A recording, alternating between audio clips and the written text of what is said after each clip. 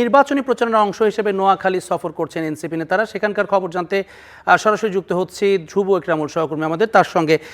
ধ্রুব, আপনি একটু আমাদেরকে জানাবেন কি অবস্থা? এনসিপির যেই শীর্ষস্থানীয় নেতারা তারা সফরে বেরিয়েছেন, আপনি সেই সফরের সঙ্গেই আছেন, এখন কোথায় আছেন আপনারা এবং কি চলছে সেখানে, আপডেটটা আমাদের দর্শকদের দেবেন।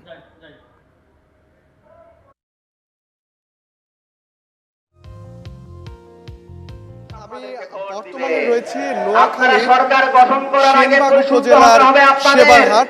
এটি নোয়াখালী ২ আসন। নোয়াখালী ২ আসনে এখানে প্রায় ৪ লাখ ভোটার রয়েছে, ৪ লাখেরও বেশি ভোটার রয়েছে। সেখানে আজকে এনসিপির পদযাত্রা এবং নোয়াখালী এটি আজকে তৃতীয়, এই পদযাত্রার তৃতীয় জেলা।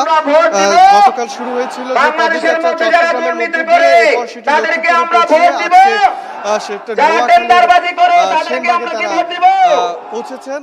এই নোয়াখালী সেনবাগে এনসিপি হয়ে লড়ছেন সুলতান মোহাম্মদ জাকারিয়া, যিনি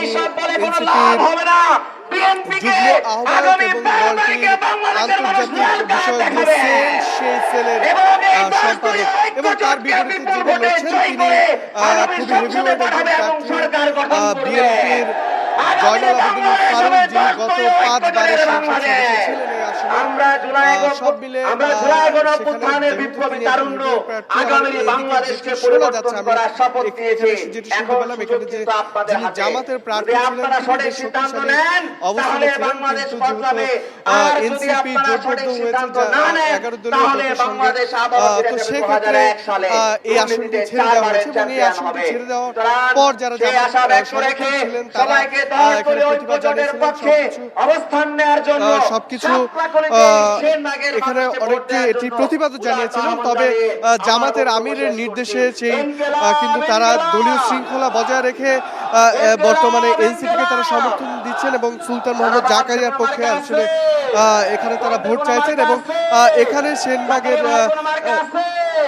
সেবারহাট বাজার, সেই সেবারহাট বাজারে তারা কথা বলছেন। এখন আমরা দেখতে পাচ্ছি কথা বলছেন এনসিপির যে যুব উইং, যুব শক্তির আহ্বায়ক তারিকুল ইসলাম। তিনি ভোট চাইছেন এবং তিনি কিছুক্ষণ আগে যেটি অভিযোগ করলেন যে গণভোটের বিষয়টি বিএনপি এখনো মেনে নিতে পারছেন না। তারা হ্যার কথা মুখে বললে তারা আসলে প্রচারণা চালাচ্ছেন না, তারা মনে মনে না ভোটের পক্ষে আসলে এবং নানাভাবে প্রচারণা চালাচ্ছেন, এমনটি তারা অভিযোগ করেছেন।